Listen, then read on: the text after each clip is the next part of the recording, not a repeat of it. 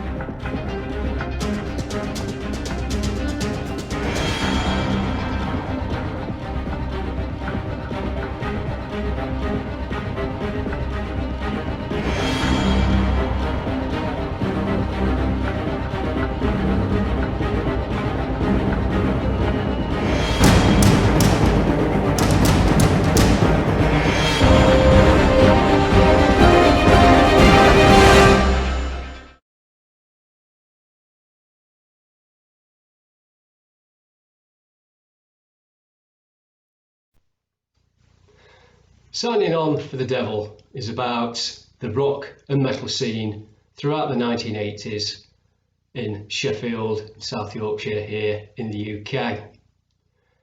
It's not taken from the perspective of some multi-millionaire rock band.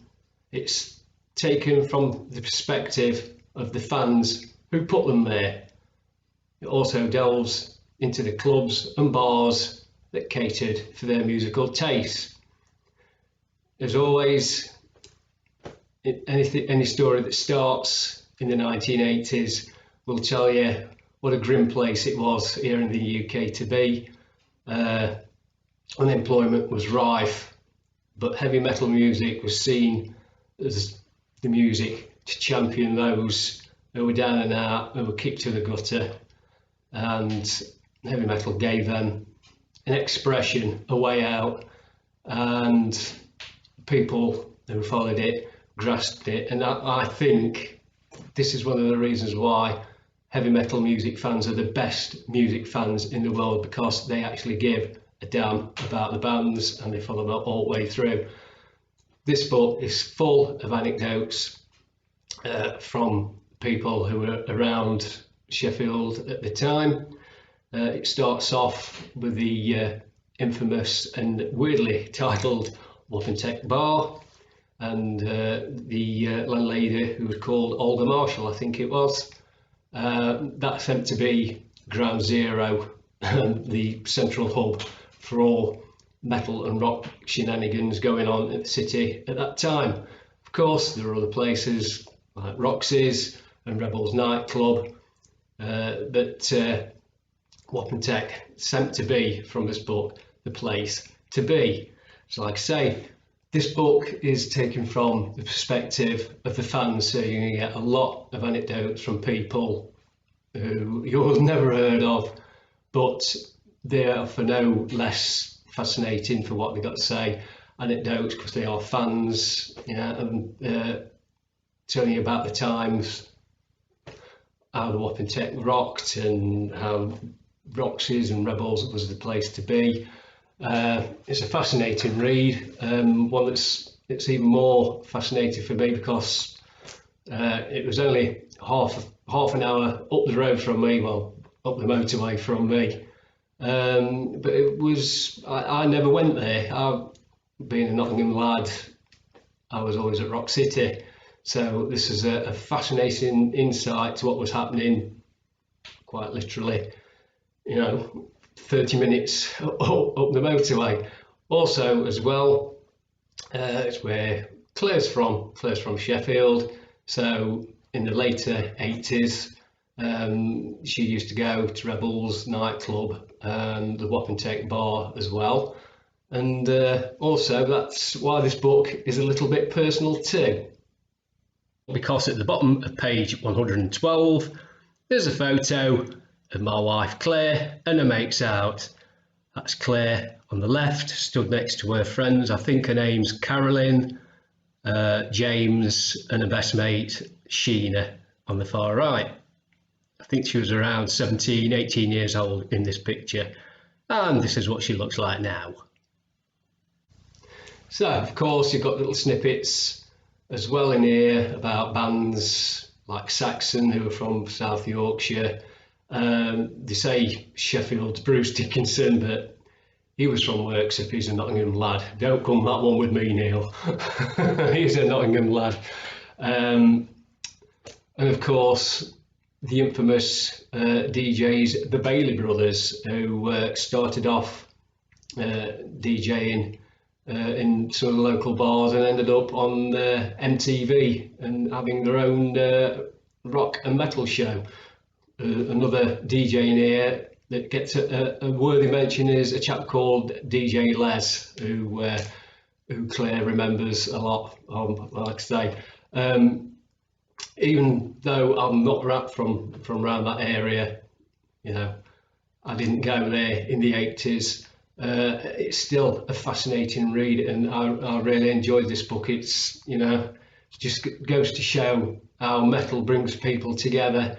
The stories you get in this book echoed in Nottinghamshire, they'll be echoed up in the northeast, where, you know, you've got your bands like Raven, Tags of Pantang, down south, everywhere you can hear similar stories to this, and it goes to prove how heavy metal brings the like-minded together. And I think heavy metal fans and rock fans are the best music fans in the world, because they actually give a damn about the music and about the pubs. I know that when the Wap and Take was closed down, or I think it was closed down to be refurbished or wherever it was, I can't remember now, but I know there was a lot of uproar about that, the people who loved the place. They tried to resurrect it, as it were, but it never came about, as unfortunately how all these things do. The same things happened here in Mansfield. There's a place called the Town Mill that used to have a lot of bands on. In fact, one of the last bands that they had on there was Wheatus. That closed down, and the rock fans here tried to resurrect it, but not to be. Some conglomerate bought it out, make it into offices, and they've started on it. Never finished it, and I think that was about 9 years ago. So, but as I say, the stories in this book are echoed around rock enclaves around the country. Of course, with it being a book about the rock and metal scene in the 1980s in Sheffield, you couldn't get away without writing about the Bailey brothers. They were a couple of DJs from Sheffield, did the clubs, playing a lot of the metal discos, as they used to call them at the time, and they ended up having their own show on MTV. I can also remember them appearing on the Channel 4 series ECT, for those of you remember that one. And there is a chapter dedicated to those two chaps. I do have a story about those two. When they came to Rock City one time, I think when they were on MTV, and I mean, a few mates were there, and I thought, oh, I'll just go up, shake their hands, say hello. They were surrounded by a bevy of young ladies, so I was given short shrift by looking at me and then turning their back without saying a bloody word. So I don't have the fondest of memories of those two. I always felt they were a bit up the self, but you know, that was just a one-off meeting, so I can't really judge them. by that. That's the kind of thing that sticks with you, isn't it? As I say, never meet your heroes, I say, because you can meet them on an off day and you think, oh, what a total wanker. But there we go. But probably two nicest blokes you could ever wish to meet. But there you go. Of course, there's loads and loads of photos in here. Like I say, movers and shakers, people that were around at the time. My wife Claire in the later 80s with her friends. I say some nice photos there. I think she was well known around the area, not like that, but well known to be seen. And of course, we do have usual stories of the gratuitous Miss Glam Rock competitions, which they used to have at one point as well. So it's all good fun. Lots and lots of photos that you wouldn't have seen anywhere else from people's private collections. And like I say, it's a very well written book. Really enjoy this, even if you don't have any interest in 1980s metal. It's well worth the read because it's a small window into the past, show you how we all were in the 1980s when it came to the music we loved, which is heavy metal. Yeah, that's what we want, isn't it? And I say it's well worth digging out if you can get a copy. I think it might still be in print. You'd have to have a scout round on Amazon, I think, to find copies of this. But if you can grab a copy, I'd recommend you to do it. So it's absolutely fantastic. So with all that in mind, I'm going to give Signing On for the Devil by Neil Anderson for Evil Ednas.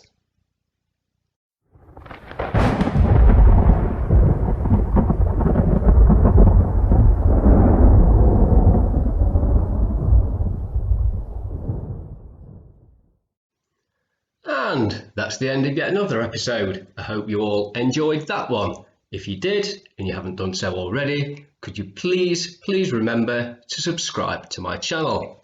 At the moment, I'm aiming to get 1,000 subscribers. And as soon as I hit that 1,000th subscriber mark, I will donate at least £20 to Macmillan Nurses here in the UK. For those of you living outside of the UK and you don't know who the Macmillan Nurses are, they are there to help everyone with cancer live life as fully as they can, providing physical, financial and emotional support. I myself have had their services firsthand and I can tell you they are exceptional.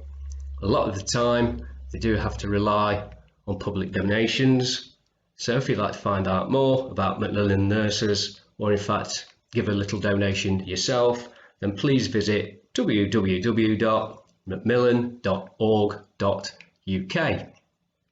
Okay, I'd like to thank you all again for watching. It's very much appreciated. Don't forget, you can still follow me on Facebook and on Twitter if that's going to be easy for you. And here's to seeing you all again on the next episode of the Adrian Bout Project.